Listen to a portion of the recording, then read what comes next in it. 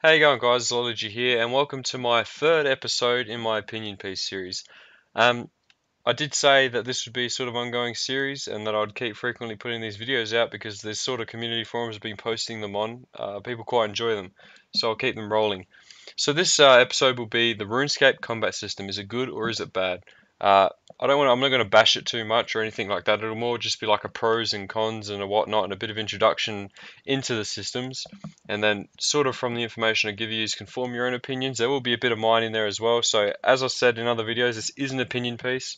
If you don't agree with what I say, please don't shoot me. It's just me having a chat and getting some points across that might actually provoke some thought and news. So, to get started with, we'll just do a sort of general overview of what combat systems are in RuneScape, some sort of inherited characteristics of the game engine, so tick rates and whatnot, then some pros and cons of Legacy and EOC, and just the whole combat system in general. So to start off with, I'll give a bit of an overview of the different sort of combat systems in RuneScape, and some inherited characteristics of the game engine. So there are four main combat systems in RuneScape at the moment. EOC, which is more designed for the newer generation people who are familiar with that sort of combat style that you sort of see in other games. Legacy, which is more suited to the older style player who likes the simplistic feel of RuneScape. Momentum, which I will literally not talk about at all in this video because I do think Momentum was just a pre-Legacy in a way. Like they made it to appeal to those older players who like the easy click and AFK mentality of RuneScape combat, but now that Legacy's come out, I do genuinely believe it's a sort of refined concept of Momentum. Then you have Revolution, which is a sort of automated version of EOC. So inside RuneScape's engine, there are some inherited characteristics, and what I mean by that is there's some limitations that the game has that they can't overcome unless they completely redesign the game engine from scratch. So the big one is tick rate. Some of you might be familiar with that term, some might not be. Tick rate basically is the rate at which a server updates you in real time. So if you click, the time it takes for your click to be registered in the server to then be sent back to say yes you are there is measured in milliseconds, which is your tick rate. So for example, Jagex has a tick rate of roughly 600 ms, which is 600 milliseconds to compute a movement that you make. That's from the time you click to the time it gets to the server to the time it gets back to you. A lot of more modernized games like your World of Warcraft and your Guild Wars will have tick rates nothing compared to that. I don't know the exact figure, but it's safe to assume it'd probably be around the 50 millisecond or so time period. The reason they have this sort of inherited characteristic is because they designed it on the Java engine. So RuneScape, when it was first out, I don't really remember where I read it, but I do remember reading an article by one of the Gow brothers. They said they designed the game for easy access.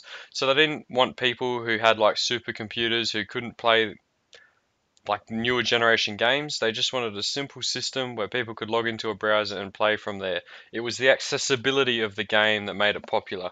But as time's gone on and game engines have evolved, doing something in Java hasn't caught up. It's always going to have that limitation, and that tick rate really affects the game combat systems. So a simple analogy is if I have 10 apples and I send it to a server that can only accept 5 apples, then it will take a bit of time for my game to actually update in real time. So the server might only be able to accept 10 apples a second or 20 apples a second. And the amount of apples it can process is your tick rate. So if you are sending it too many apples, it can't keep up, your lag. It's as simple as that. So now that I've talked a little bit about the tick rate, a very general overview of tick rate, I was sort of back in the day used to be involved with managing servers and whatnot for other sort of games, so I know a bit about the technology behind them. If any of you do actually want to know a bit more, you can comment in the description and I will put up more of an in-depth video on how tick rates and all that sort of stuff works. But for now, we'll just get into the basics of the combat systems. So in this next section, I'll just give some pros and cons of Legacy and EOC and some pros and cons of the system overall. So Legacy, in its purest form, is simple. That's what made it appealing back in the day. It was a simple click, things would die, you would get loot. It appeals to the older player base because when people my age in their 20s were young, games weren't that in depth when it came to combat systems. You would simply click and things would die. There wasn't really anything else other than that. Legacy is good because it does appeal to that older player base who are familiar with those combat systems and always enjoyed and came back to RuneScape because it was simple. It sort of brings a nostalgic feel to the old player that used to play the game. and they can go back to having their old fun of AFKing while doing combat. Although with the good comes the bad, and Legacy does sort of have a huge component to it that does bring some negativity, and that is that it can be unappealing to new players. So what I mean by that is when we were young, as I said, in our 20s, well, I'm in my 20s. When I was young, I was 13 or whatever when Runescape was out. We didn't know anything other than just click and die. It was as simple as that. There wasn't anything more. But with the newer generation that are coming through, they have access to games on consoles, to computers, where they expect to see in-depth and interactive action. You know, you have your combat bars, you have your sort of thought-provoking mentality around trying to problem solve. Legacy doesn't provide that. It's a simple click, as I said, click, die, loot. That might not be appealing to a newer player who's looking for something like that, but they come from a newer generation, a newer model of game, to something that was ancient, pretty much. And I think Jagex knew that, and that's one of the main reasons why they did go to EOC.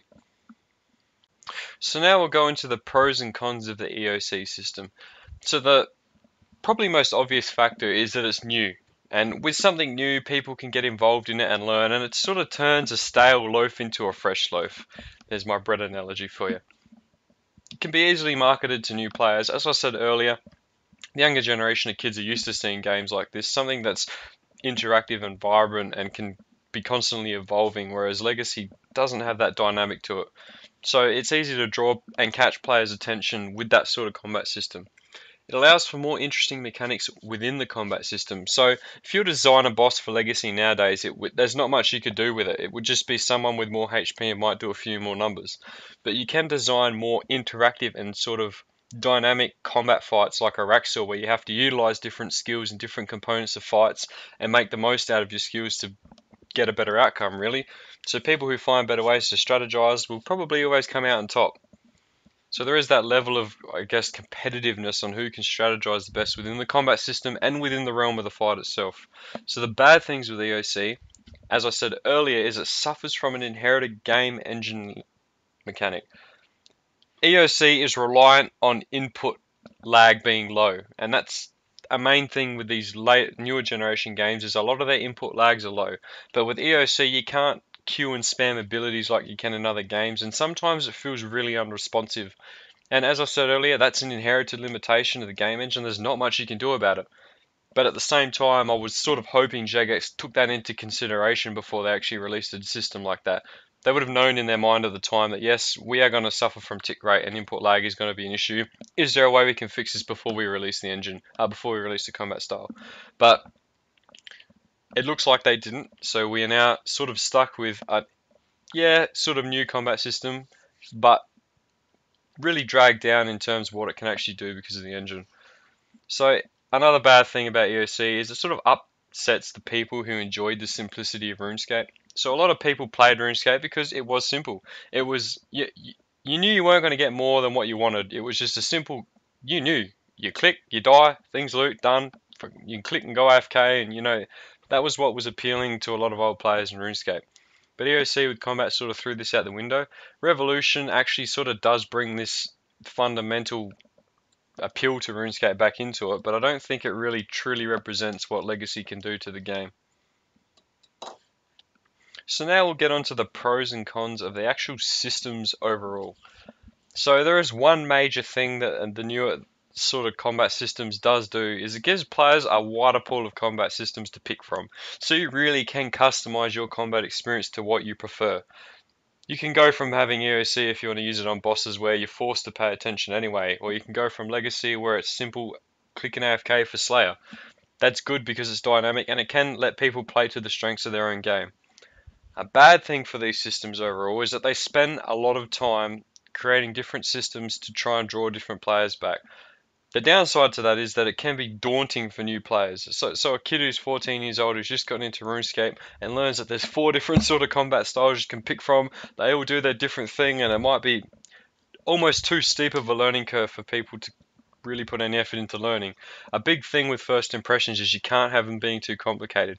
If you create a huge learning curve at the peak of the game that subsides later on, people sort of see that mountain and just run away. I'm not going to climb that. Why would I bother putting that much effort into something here when I can do it over here and get rewarded for the same?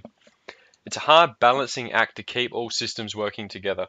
So when you're releasing game content like Slayer or a new boss, you have to sort of appeal it to everyone. You can't focus it on one person. And every time they release one of these updates or a combat update, they have to keep the system balanced. They can't have Legacy pulling ahead of EOC or EOC pulling far ahead of Legacy. You know, they need to be all working together if they really do want to appeal to the player base they originally intended these systems for. So now that we've got the good, bad, and the ugly out of the way, I thought I'd get onto some recommendations of my own. As once again, my opinion, but yours could differ, each to their own. So if you're going to be designing two separate combat systems for a game, you have to have them on a similar play level. What I mean by that is, you go to a group of players and say, alright, we're going to release Legacy Combat, which is an old style combat that you loved before EOC, come back and play our game. Once they arrive, they realise that this combat system isn't actually what they promised. Why should I stick around? They might initially draw them back, but it's really only a band-aid fix on the major problem. A way to get around this is that they should have EOC and Legacy almost on par with each other. Legacy will sort of suit one style of gameplay, like your Slayer and your AFK, and EOC will be more suited towards bossing. So when a player comes in and says, alright, what monster am I going to face today? I'm killing gargoyles. Well, obviously I'm going to use Legacy. Oh, I'm killing Araxor. I'm not going to use Legacy for that. I might do the same damage, but I'm not as dynamic with the game mechanics as I would be with EOC. You utilize and you manipulate and abuse certain game mechanics to then get more damage out of EOC. That's the beauty of it. You learn it and you strategize better with it, therefore you do more damage. But in a raw default value, if you were to sit on the same training dummy, they should be roughly the same. As I said earlier with Revolution, that was to appeal to that old style of combat where you just sit back and AFK a lot. But Revolution, really, without thresholds, still pulls above Legacy. Legacy should be on par with Revolution, if not higher. If you're going to be, like I said, giving those systems to people, they need to be roughly the same. You can't have people feeling that they're putting the same amount of effort in and getting half of what the other guy does. So, I honestly don't know how you would do this. This is more someone in the programming ways, but another thing you could do is find ways to limit or to change the inherited characteristics of the game engine. Maybe there's like a couple months you can set aside to like half the input lag or something like that. That would be something out of my realm of understanding. I don't know a whole lot about that. That'd be more something a developer or whatnot would know about, but genuinely putting some effort into finding a way to reduce the inherited tick rate of the Runescape server. So another recommendation is that they should design game content with both combat systems in mind. So if they're creating a new boss, this is where it gets tricky. As I said earlier, it's hard to balance these systems together. This is where they sort of dug themselves a hole a bit. Saying we're on to release new combat, you can't really do on Legacy. Like doing Araxor on Legacy is not viable. But ideally what I'd like to see is that they do that. They find a way, I don't know how. Once again, I'm not the developer. They are, so I'm sure they might spend a lot of time thinking about it. But it would be ideal that they could sort of design mechanics suited to each boss. Like it might be one boss is heavily focused on Legacy, one's on EOC, I don't know. They just need to find a way where both sets of people can both be appealed by the content given. So the last recommendation, ideally in a perfect world, what I would like to see is that they just pick a system and stick with it. That is the controversial part of this sort of discussion, hence why I left it to the end. But they're spending so long playing around with a lot of different systems, and as I said, all the points above can sort of convolute it. I really wish they'd just make a decision to pick one, and if you don't like it, bad luck. If you do, well, good, stay on board. They're spending a lot of time, and like I said, they're limiting themselves with how they design content now because they have to appeal it to both players. They can't just simply say, this is the new boss, this is what you fight it with, the end. There's no, we want Legacy people to work with it too, we want Momentum to work, we want Revolution, we want all of that sort of stuff. I wish they would just pick one, stick with it and refine it. And that doesn't necessarily mean they stay with EOC as it is now. Of course they can change it and maybe make Revolution more AFK-able, so it can actually, like, for example, incorporate thresholds in the automating queue.